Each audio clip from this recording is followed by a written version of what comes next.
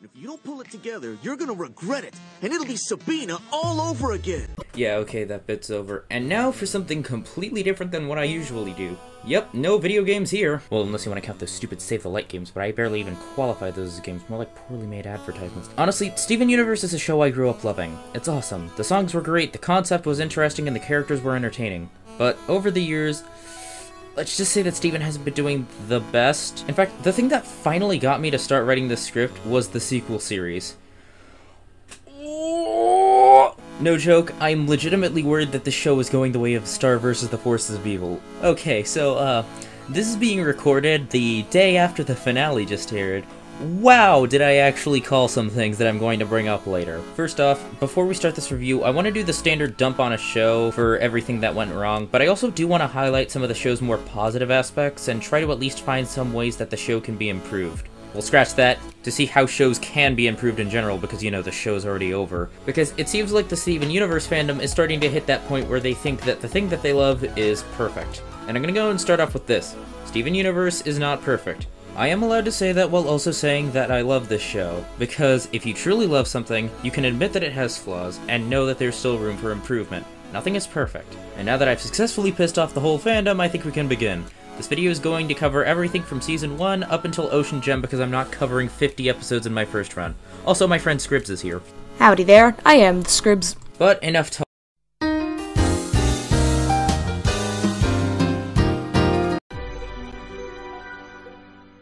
If there's a few things that I will praise about the first episode, it's that it does a great job setting things up. You can definitely tell they had things planned out in the beginning, and that it was going to be a sort of episodic Monster of the Week series with an overarching story into the background in order to give the show more depth. And I think that could actually benefit the show. I mean, Gravity Falls took a similar approach, and that's one of my favorite shows of all time. Just as long as it doesn't try to do too many things, and it actually has everything planned out from the start. So, other than that, I think this is a pretty good episode. This episode shows us Steven's mom and dad, Greg, Universe, and Rose Quartz. On its own, it's pretty good, but put into the context of a larger series, it gets messed up due to lore issues. The threat in this episode is the Red Eye, which is pretty much a giant meteor heading towards Beach City that gets blown up, and it's never explained until, like, 40 episodes later by Peridot in a passing comment about how it scans for gems. It's not a huge problem, but it's just a what the heck even was that kind of thing. The main focus on this episode that we get is getting to know more about Greg, who proves himself to the Crystal Gems and helping them find Rose's lost laser light cannon, and is probably the most down-to-earth character of the whole show, and he doesn't really deal with a lot of gem stuff unless he's forced to, or he actively participates in it. Also, the animation in this episode is hilarious with just how off-model they go in some shots. I mean, they're obviously just learning, so they probably won't go off-model too much, especially when they get more experienced. Hopefully. This episode was fine on its own, but put into the larger context of the series, it gets iffy. This was the episode where the animation went from decent to oh dear lord, what even is that? Some of this can also be applied to episode 2, but what did you do? Come on guys, have some polish. Look, a few bad frames are fine, but some of these scenes are so distracting that it detracts from the entire episode itself. Also, it establishes the mission format, but considering what we learn about later, I'm questioning why they chose this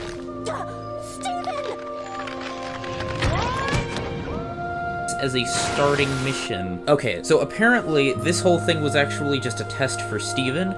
But then, if this was just a test for Steven, then why were they freaking out over the slugs? Seriously, what's up with their reaction to the slugs? If these slugs are supposedly so deadly even though they're just slugs, then why did the gems have such a huge reaction to them? Were they faking it? Why would they even bother faking it if it was just slugs and Steven could handle it? Or did they actually expect Steven to have some sort of method of dealing with that? And you know what? Furthermore, can we just get back to the animation real quickly? There's this scene where Garnet walks up the stairs first, but is then behind the group in the next shot. And again, why are the slugs even considered a threat? Jeez, dude, it ain't perfect. Who are you, Pearl? Oh no, I could go way harder on the show. For instance, if we want to nitpick harder, I'd point out that when the gems surface after the temple goes down, they gasp even though they specifically state that they don't need to breathe. And furthermore, this episode, we got to see more interactions between the gems and Steven, as they brush him off so they can go do their own thing, but he gets into the temple and chaos ensues. We also get to see all the gems rooms, and they show us more of their personality. We even get to see Rose's room for a few seconds, though in one room, which we can assume is the center of the temple, it's a giant heart that has tubes running throughout the temple, which made us think that the temple may be alive, or maybe it's a power source. Early gem tech? No matter what we thought it was, it'll probably never be explained. If you listen closely, you can even hear the heart beating, which just made us even more confused. Whoa. But it was all around a cute episode that just showed some chaos inside of Steven's house. This episode's premise was wild from start to finish. We learn about gem shards and how they control things. Then we get to see an absolute horror show that's PD just trying to get out of work but instead creating the second worst nightmare fuel to exist in the show. Yes, I said second. Pearl, who later is shown off to be a war-hardened soldier and probably has PTSD as well as a whole subservient shtick going on, who gets blinded by ketchup because otherwise the plot wouldn't happen. Oh, and of course, whatever the hell this is. But it can at least show that the show can be disturbing and have some sort of horror element that will be more important later in the story. Oh, and during the episode we also get this beautiful scene. That has been harnessed by gems throughout history in order to create. They weren't in the kitchen either. Under the bed. No, wait, I looked there too. This is honestly an entire summary of the show right now, especially in its later seasons. It's also one of my criticisms of the entire show coming from Steven's perspective. Cool and interesting stuff happens, meanwhile Steven's looking for his pants. Again, it's not that big of a problem for now, but later it's just going to get to the point to where I think Steven actually forgot the plot. This is also where the show tries to bring a slight horror element, which immediately gets undercut by you-know-that. This episode was somehow more horrifying than Frybo. I wonder why. This episode shows how a gem can shapeshift and how it goes horribly wrong because why not? After Amethyst shows Steven how to shapeshift, he makes cat fingers, which slowly get worse as they won't stop growing. Can I take a moment to point out the implications of this moment? Steven can create fully sentient and autonomous beings on his body, which is literally the equivalent of creating life. Not only is Steven starting to become Jesus, don't worry, he'll get more Jesus-like powers later, but it gets even worse when you consider this next part. The cats completely mutate his body into a horrifying cat-Steven creature that is just all sorts of wrong, and spine-chilling, to say the least. Steven goes to his dad and begs for help, which he ends up going through the car wash, knowing water was the cat's weakness. And we get to see the pure pain of Greg having to endure watching his son being mutilated in his own car wash. How in God's name did this make it through the censors? Please, I really want answers. The episode introduces Steven's bubble shield as he tries to protect Connie from falling rocks, but ends up trapping them both inside. We actually learn a lot about Connie just from this one episode alone. She goes from a bookworm wallflower who's too shy to make friends but ends up becoming friends with Steven after they get trapped at the bottom of the ocean. It's a very sweet moment between the two when Connie thought she was going to die without ever making a single friend, and Steven offered to be hers by returning their globe bracelet that she lost. The episode does a wonderful job at establishing Connie as a character. The bracelet was even foreshadowed in episode 1 in Steven's freezer, so hey, good job on actually knowing how to set things up. I don't actually have that much bad to say about Bubble Buddies. Animation was great, writing was great, and Connie was great. Good job. On its own, this episode is enjoyable, but put it into the context of the later series, it gets worse because of the convoluted lore. And I challenge you to keep track of how many times we bring up the statement throughout the 5 seasons. We start in a field of strawberries and weapons, which is, considering what we learn about later, makes you think that the gems would have told Steven that this place is the equivalent of a burial ground / war zone, but whatever. The gems then go into an old gem temple and see hieroglyphs marked on the side giving some depiction of Rose versus Huge Gem, which is maybe White Diamond? But they don't explain to Steven or the viewer for whatever reason. Presumably by these hieroglyphics, this temple could have been like a base for Homeworld. Why is it filled with death traps? Again, it's never really brought up, or whatever this place was. The biggest takeaway in this episode is the gem powering the whole temple, which foreshadows Lapis Lazuli in the mirror later. Although Steven being capable to connect the dots at the temple with spinning through motion sickness from the teacup ride was really clever. Also, Steven falling off the teacup ride was absolutely hilarious. You can fight me on that. Too bad I'm the one who edits these episodes. This is an episode that I would actually count as a good filler episode. Amethyst is given more character development, and is able to contrast well with the rest of the cast, showing that she trusts Steven more than the other gems because they're much more alike, as well as giving us more interactions with them while not on missions or fighting monsters. This is why the episode works as filler. Sometimes you need to slow down your story so that your audience doesn't get exhausted because you have too many high points. It also serves for character development purposes so that you can't just be entirely written out. Also, I wish Puma had more relevance than just a reference or some subtle nod later in the season. Luckily, this episode didn't blatantly waste time, because the network will only give you so many episodes, and really, it would just be stupid to waste it on characters or plot lines that go nowhere. Steven gets a cat. Okay, actually. Lion is given a great introduction, showcasing all of his abilities, and leaving off a mystery that, wonders as to where he came from, as there's no origin stated in that episode other than, he just came from the desert, but it gets elaborated on in later episodes, which is actually pretty good. Other than that episode, it was fine. Amethyst did a pretty good job. I love Amethyst. My biggest problem with Masturbation Mashup is its execution. They hint at Future Vision and Garnet being a fusion because of her third eye, but there are some problems I have with this scene that I can talk more about in Mirror Gem. Specifically in one particular scene. Steven also never questions this, which confuses the hell out of me. Also, Garnet's Future Vision in and of itself is going to provide problems for later down the road. This is an amazing episode. I love the fusion of Pearl and Amethyst as Opal, even their dumb little dance that they do.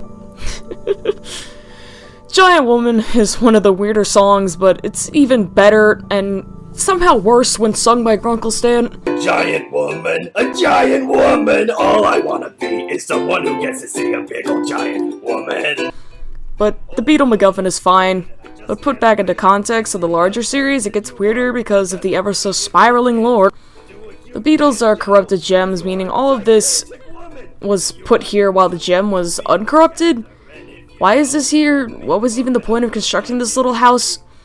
Actually, what militaristic purpose could these gems have served besides espionage? The gems are immortal. Steven becomes Danny DeVito and almost dies. I think we're done. Will you help me into my birthday suit? This is mostly just a Lars character development episode, and it shows how Lars wants to be with the cool kids, but he's too afraid to be himself around them.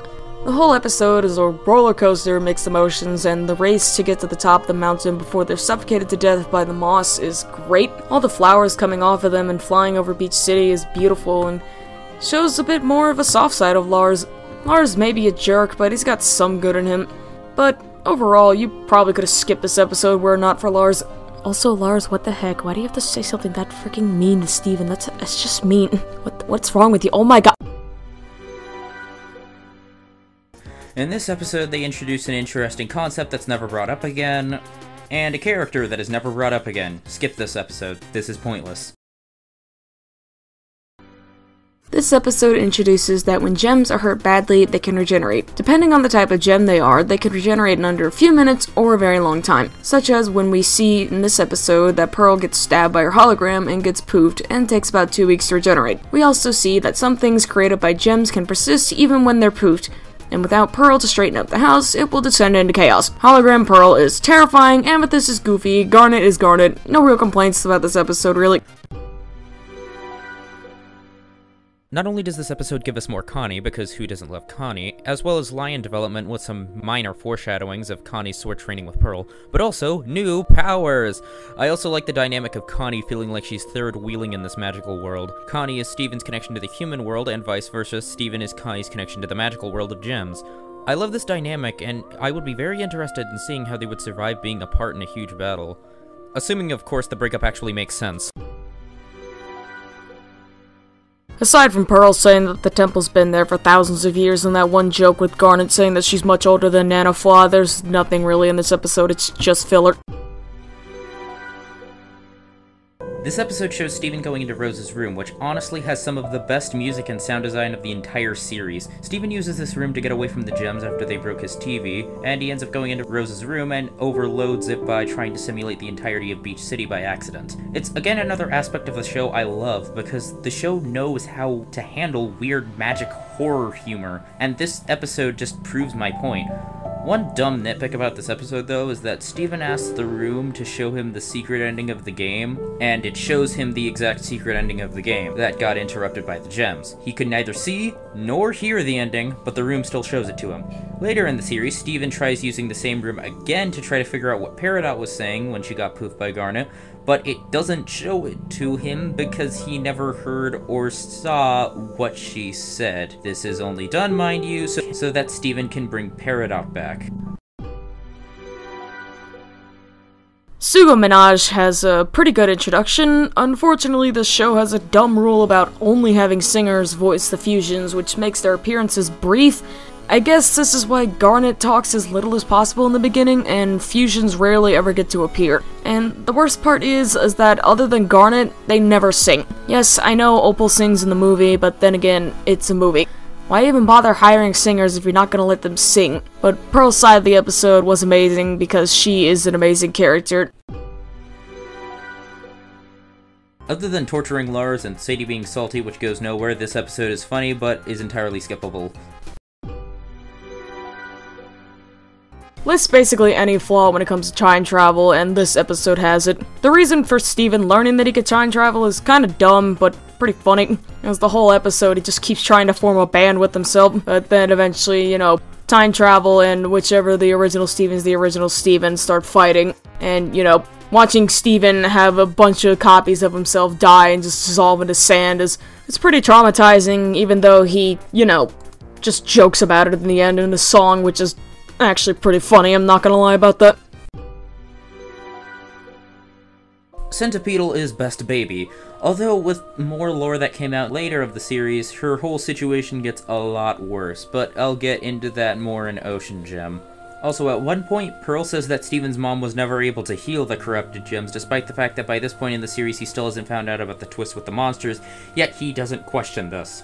I guess this was them showing their cards too early. This is the episode where Pearl begins developing an obsessive personality that we all know and love and acts— wait, hold on. Stop changing the script! It's this episode that chooses to start depicting Pearl in a specific word that I'm not allowed to say, but you probably know what it is. It also has her acting very out of character compared to every other episode in the season. Although one thing I do love about this episode is that Steven is an angsty teen. We've all had those bad days where we feel like we've accomplished nothing and just feel terrible about ourselves, as well as over-exaggeration from Steven. Seriously, this was top-notch dialogue, and this is coming from someone who actively thinks that he's stupid. Also, the end of the flashback was probably the hardest I've laughed in a while. You'll never have any real magic powers, and we don't want anything more to do with you. I'm just personally glad that his edgy phase isn't going to be that extreme, because let's be real here, we all have our edgy phase. Because Steven ultimately is good at heart, so I wouldn't expect his edgy phase to be incredibly blown over, overemphasized, or worse, brought to a point to where he stops being a character. Also, healing spit, because, yeah, why would Steven have to go through training in order to cry on command? We started this episode with Connie not being in the plot because she has to go to space camp. No, I mean college. No, tennis practice. At least the reason for her being gone is actually established. Steven gets the mirror and can find out that it can communicate with anything it has witnessed. Steven takes it back to the gems because he's happy about this, but they're shocked because they realize that the gem inside is, actually sentient. Then Garnet tries to take the mirror back from Steven, and he slaps her because the mirror is screaming in his ear not to let Garnet take her. This scene could have been more impactful had Garnet not shown her third eye in Meat Beat Mania, but still, it's hella scary just seeing her that angry anyway. Having this scene being the smoking gun that finally convinces Steven that the gems aren't being entirely honest with him was a great reveal. When Steven runs down to the beach and releases Lapis Lazuli from the mirror, the whole thing shatters and her entire introduction is amazing, as she is revealed to have the power to control water and fights the gems with it, trying to convince Steven to come back with her to Homeworld, but he's ultimately confused as he doesn't know who she is or why she's doing this. She didn't get much dialogue in this episode, but her introduction was enough, and the fact that her eyes are just glazed over and looking like mirrors is already creepy enough. This episode, combined with Ocean Gem, was what made me fall in love with the show. Let's hope that the next few seasons do something a bit more cool with her, though. This episode starts out with the reveal that Lapis stole the ocean. Yes, really. Okay, so how does this not destroy entire ecosystems? I don't know. Is it just the ocean, or do other freshwater sources also count? Because if it's all the water on Earth, then Beach City is permanently screwed. Okay, wait, hold up. According to certain shots, it was mostly the water surrounding Beach City. Maybe because I don't see any water on the Earth that's shot here. I mean, considering the fact that she ended the last episode by walking through the ocean, and the fact that it took Steven a while to realize that the ocean was gone, I would figure that she'd probably spent the night walking through there, and may have even gotten sped up by the water or something. And considering the fact that it took Steven all day to get there by car, I have a feeling that she went pretty friggin' far. But seriously though, lucky that several ecosystems weren't damaged. Lucky that new animals weren't introduced into other areas and became an invasive species. No, I will not turn my brain off. Steven and the gems decide to go on a road trip where Pearl explains that all of the monsters are actually corrupted gems, which they should have told Steven in Monster Buddies, but fine, I guess. Also, if these gems were possibly some of their comrades or fellow gem kind, you figure that they would at least have a little more respect for them instead of referring to them as things or being chained to a rock, but okay, sure, whatever. We then see a pillar of water that Lapis created and a whole bunch of animals inside that for some reason don't eat and kill each other. Then Lapis sees the gems and goes on the attack. Despite the fact that it's water and should go through everything, it basically acts like a physical manifestation of the gems. How exactly does this work? I don't know. I mean, I can buy the fight with Amethyst and Pearl, but somehow Garnet's punch is deflected by water. The only way I can see this working is if it either became ice, or Lapis somehow squeezed the molecules of water into one area or something. And considering the fact that the water isn't frozen, I still have no idea. Steven and Connie also go on the attack with rocks and a water gun coming from the intelligent character.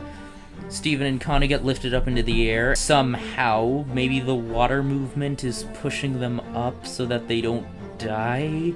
Anyway, Steven summons his shield to protect Connie, which somehow the force of his shield coming out dispels the water clones. No, hold on, stop trying to turn off my— Steven is taken up to Lapis, who explains that she took the ocean in order to get to Homeworld, which is a fine, complex villain plot for a kid show, but considering the fact that Steven Universe has tried to emphasize the fact that it's not a kid show in its later seasons, I'm going to complain about it.